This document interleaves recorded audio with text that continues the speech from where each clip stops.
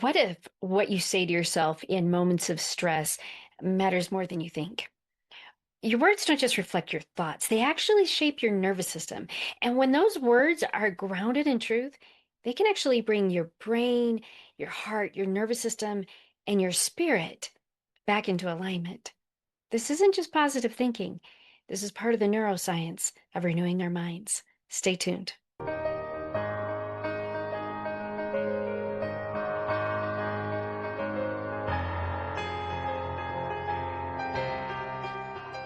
Words matter. Whether or not we believe the things we say to ourselves when we are upset, these words have a powerful impact on our nervous system, shaping how the brain will respond.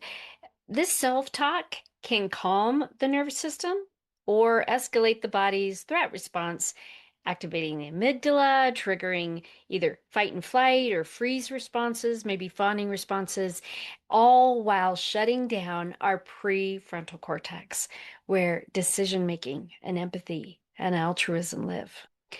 Whatever we say in that moment, out loud or to ourselves, our brain will listen and respond to the story we tell it. Paul reminds us in his letter to the church in Colossae that we are to set our minds on things above, not on things here on earth. This is just as important when we are stressed as it is when we are calm, if not more so. Because as Proverbs 18:21 reminds us, both death and life are in the power of the tongue. So, if we want to renew our thinking, especially when we are in distress, we must learn to tell ourselves the truth. The truth helps us make a move from reactivity to regulation. If we are stressed, we can respond with biblical truth, or we can ramp up our body's stress response even more by giving into reactive thought patterns. The truth is, when the nervous system becomes activated, we don't need more information. We need grounding. So, what do I mean? Basically, a toolkit of simple, truthful phrases that can help us shift from reaction to response. So in this video, I want to give you some grounding statements, things to put in that toolkit to be able to help you make those shifts, especially when you're stressed or in distress. So with each one of these, I'm going to give you a short phrase, and then I'll help explain just very briefly what it does neurobiologically and why it works. Statement number one, this is hard, but I am safe right now. This simple statement helps calm that threat response, and it separates for our brain and our nervous system the past from the present.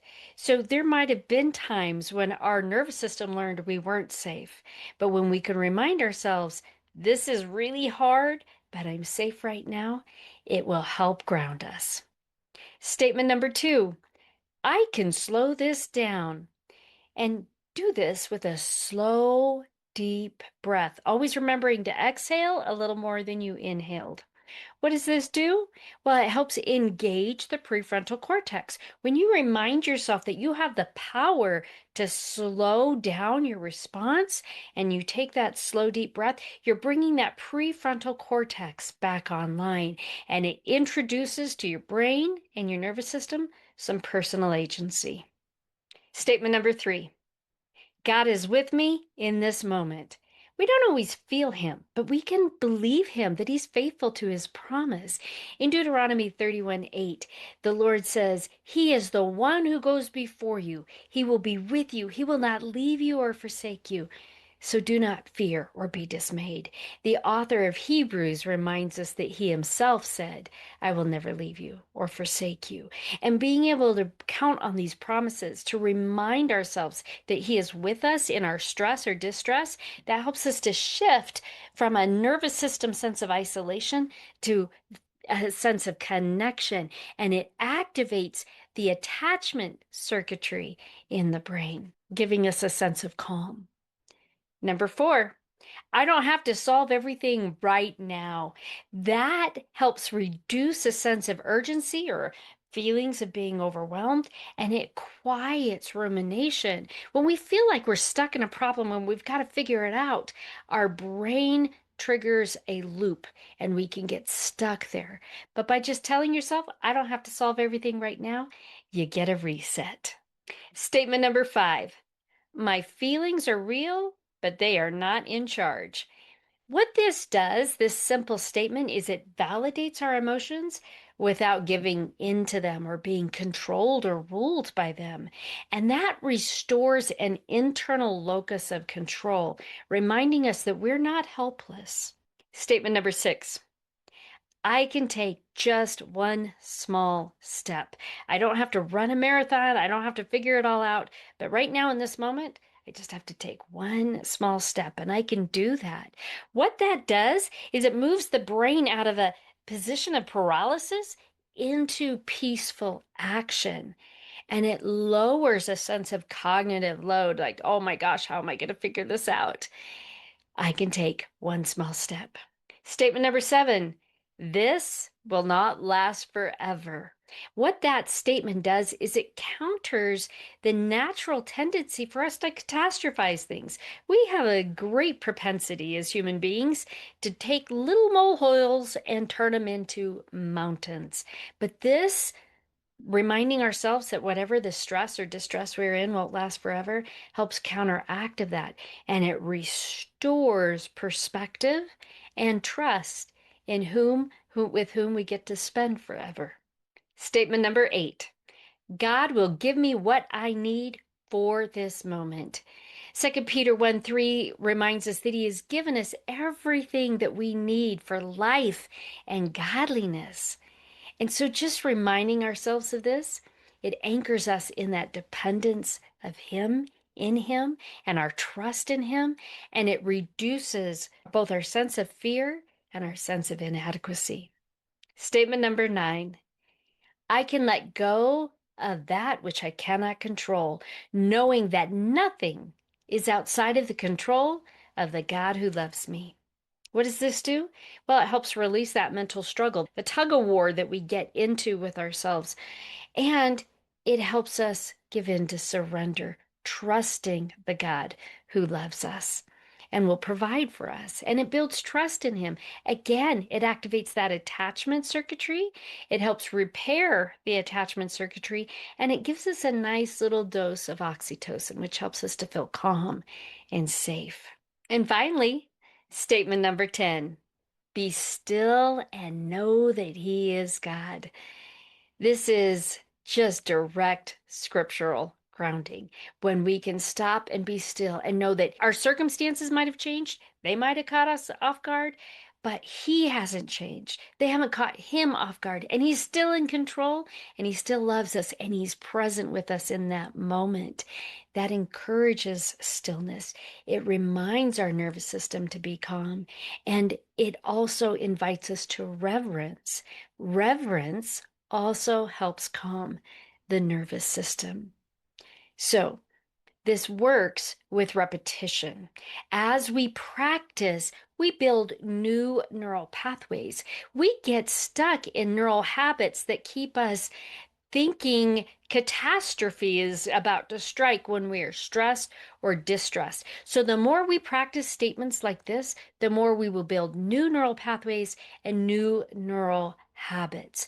And truth with that regulation together is going to create lasting change that brings restoration to our brains and our nervous system.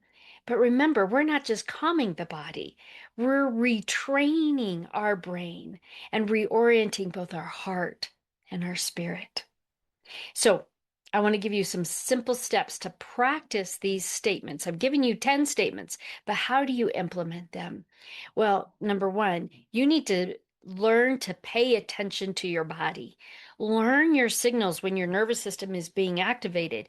If you can learn when you're starting to feel a little stress or distress before something that you don't want to say, you don't want to speak into existence comes out of your mouth, that will be helpful. So that's number 1, notice activation. Number 2, choose one of those statements. And Number three, repeat it slowly. And I recommend pairing it with breath. Slow, deep breaths, and remember to exhale just a little more than you inhaled. That'll keep you, if you're stressed, from hyperventilating. And then number four, the last part of this, is to stay present in the moment. We want our brains to go to the past, all the horrible things that happen, or go to the future and start to catastrophize and wonder about all the what ifs, but stay present in the moment with the God who is with you in the moment. Don't wait till you feel calm to implement these changes. Use these tools to become calm and to reconnect you with the God who is present with you in your stress and distress. And I get that me giving you these simple steps doesn't actually make it easy. In fact, the process of sanctification and healing is, in fact, hard work. I often tell my clients and those that I coach that in the long run, the easy way makes life hard, but the harder path will, in time, make life easier. So I find comfort in Paul's words in Romans 12:2. Do not be conformed to this world, but be transformed by the renewing of your mind, that you may prove what is the good and acceptable and perfect will of God. That's what this process does. In time, it proves God and his perfect plan and will. I hope this video has been helpful to you. And I'm wondering which of these statements resonated with you most? Or is there one of these statements you feel you need most right now? I would encourage you to pick one and just practice it for the next week or so. And until next time, may the Lord bless you and keep you.